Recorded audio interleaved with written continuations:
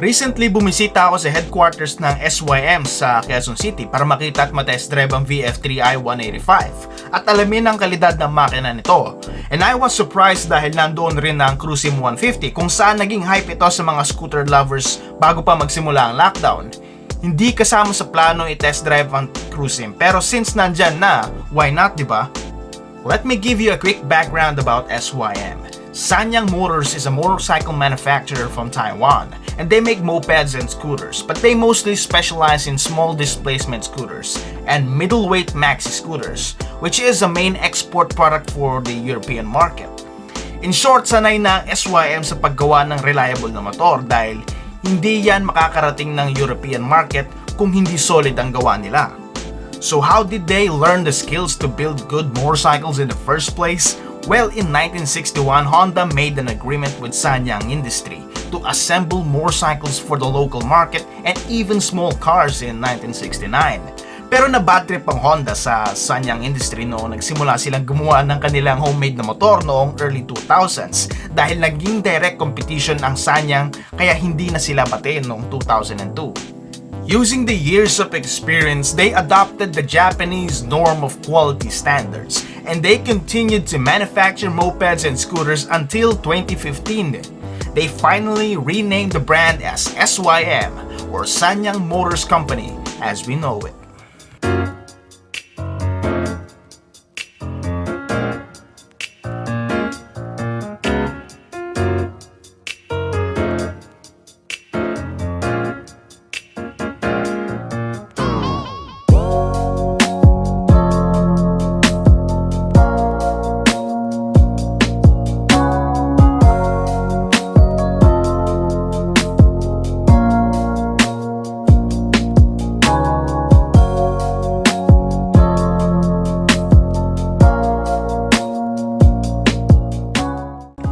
This is the Cruisym 150i. This is SYM's crossover scooter that combines the everyday usability of a standard scooter and touring abilities of a maxi-scooter.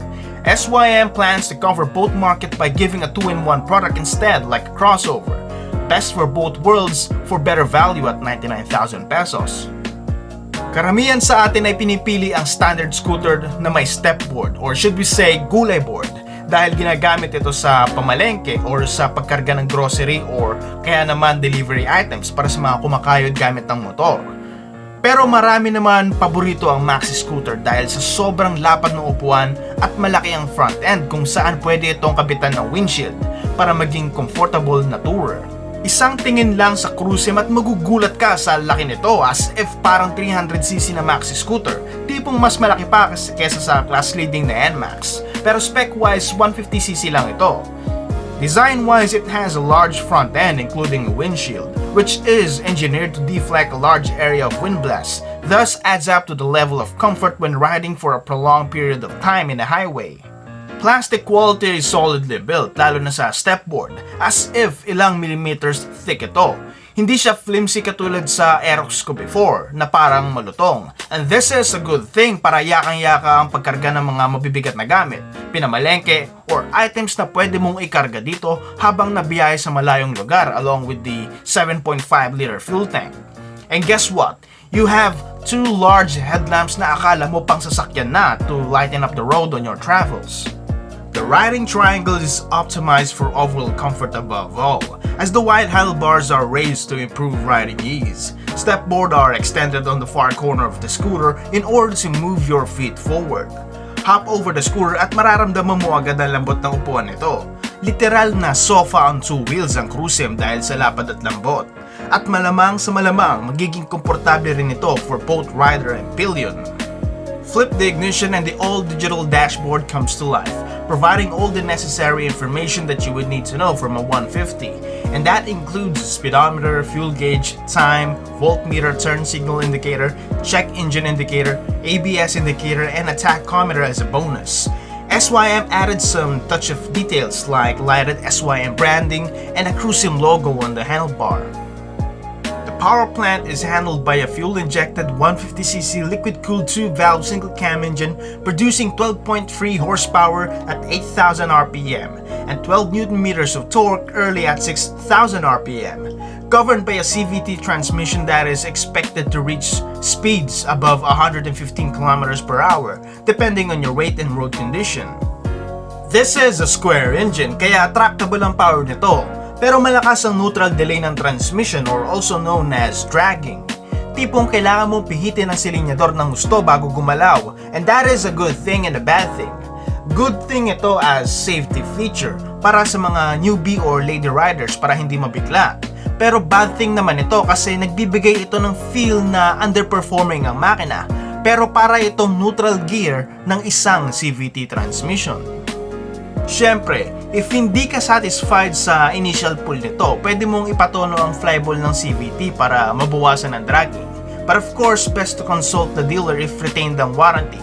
And best na lumapit lamang sa subok at pulido na tuning workshop. Either way, maganda ang refinement ng makina, tahimik at mababa ang vibration levels, enough to keep you comfortable all the way. Ride quality on the other hand is very good for this scooter. The riding position is optimally comfortable. The seating is soft and the suspension is soft as well, but well dampened to absorb all road imperfection quite easily. To put it to contest, mas maganda ang front suspension nito kaysa sa dildo forks ng Yamaha Aerox. Tires are good enough for everyday, but I would rather not push it to the limits when cornering. Rear suspension is a basic twin, pero maraming hindi nakakaalam na adjustable ito, which adds value to the scooter dahil pwede mong itono depende sa ride quality na gusto mo. Sinubukan ko ito biglain sa mga humps at yakang-yaka ng Cruisym, so expect mo na panalo ito sa long provincial roads. Another good factor of the Cruisym is the brakes. The front brake is handled by a twin caliper single disc and a single caliper disc on the rear. Nagulat ako sa sobrang lakas ng stopping power ng front brake ng Cruisym, which is good. Pero hindi ka mag-aalala dahil may ABS ang harap para sa mga emergency braking scenario. At this price point, this is good value already. Sadly, hindi ito dual channels, so use the rear brakes to modulate when reducing speeds. Huwag natin kalimutan na scooter ito. Maliban sa malaking space sa harap, may compartment ito sa left corner kung saan kasya ang maliit na tumbler. At meron din itong USB charging port na magiging usable especially sa mga madalas gumamit ng navigation apps. Open the seat at may higanteng compartment box ito na kasya ang isang full face helmet, and that is a lot of usable storage space for a single scooter. Now here are my listed cons. First is the looks of the scooter. It's a love and hate affair dahil may angle ito na pogi tignan, pero may angle din ito na hindi kaakit-akit tignan. May sentiment ako sa disenyo ng SYM. They make good engines pero nahuhuli ang disenyo ng motor. I feel that the Cruisym is a bit understyled. I feel that the engine deserves more handsome body to match the park with the pipe, to make it more premium, and a full LED lighting was a good start that they missed out. Another thing is the weight. The Cruisym is a heavy cow at 130 kilograms dry to lug around for a scooter, and it has the width of a cow as well, along with the side mirrors that sticks out too far. Yes, I understand that the big front end is literally made usable to deflect a good amount of wind even without the help of a windshield. But SYM could have made the front end more compact, especially with the width. Dahil kapag bumalik tayo sa dating normal na buhay kung saan normal ang heavy traffic, may hirapan itong sumingit at hindi rin nakakatulong ang side mirror kung saan baka ito pa ang una mong palitan. At dahil mabigat ang scooter na ito, what more pa kapag may karga ng oil at fuel? At this rate, underpowered ang Cruisym para hatakin ang sarili nito sa heavy city traffic. Tapos mababa pa ang ground clearance nito at 110mm. Again, what more pa kung may karga na? E di sabit-sabit tayo niyan sa humps, di ba? Pero sa city traffic lang. Dahil once na makalayo ka na sa highway, once na bumibiyahe ka na sa malayong lugar, sa provincial roads, sa open highways, dito na makakahinga ang makina. Dahil less stress na ito sa stop and go traffic. At dito man na rin makikita ang tunay na character ng Cruisym. The low ground clearance and extra weight suddenly becomes your best friend as it keeps the bike planted on the ground at a low center of gravity. In short, hindi ka basta-basta tatablan ng hampas ng hangin. Combine it with a large front end and you'd be more comfortable without wind blasting your chest at higher speeds. This is an upgraded version of a standard scooter with the abilities of a tourer. Pagdating mo sa city, marami kang ample space para maging komportable. Marami kang storage para kargahin ang anumang bagay na pwede makarga. Ang SYM Cruisym ay isang utilitarian na scooter. Mas malaki ang usability nito kaysa magpapogi or magpalakasan sa ibang kompetisyon. And its only major competitor is the Suzuki Bergman Street, but that's a 125. In my opinion, isang workhorse scooter ito. Pero my God, pwede kang humiga sa dambuhalang upuan nito after a long day ng pagbiyahe para magpahinga kahit papano. In my opinion, isa itong utilitarian scooter na may comforts ng isang tourer. Gaya ng Bergman Street, isa itong game changer dito sa Pilipinas, lalo na sa mga riders na gusto ng isang scooter na mas marami ang function at usability. A scooter for the hard-working rider.